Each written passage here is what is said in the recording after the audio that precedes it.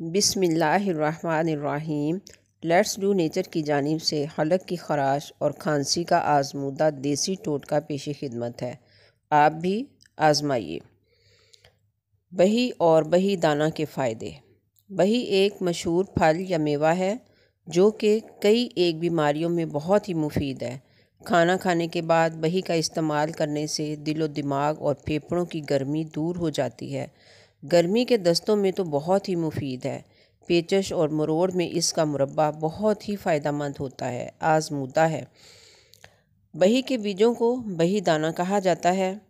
گلے میں خراش یا خرخراہٹ ہو، خشک کھانسی ہو، سینہ اور پھیپھڑوں میں خرخراہٹ ہو تو اس کے 15-20 دانے منہ میں رکھ کر چوستے رہنے سے یہ تمام شکایات دور ہو جاتی ہیں، اور گرم مزاج لوگوں کے لیے تو بہت ہی مفید ہیں یہ بیج۔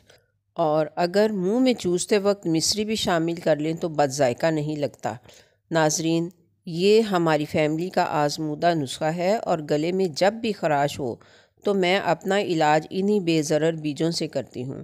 اگر کسی کو لوز موشن کی شکایت ہو تو اس کو بہی دانہ کو بھگو کر اس کا لعاب نکال کر اس میں شہد ملا کر دینے سے مریض اچھا ہو جاتا ہے۔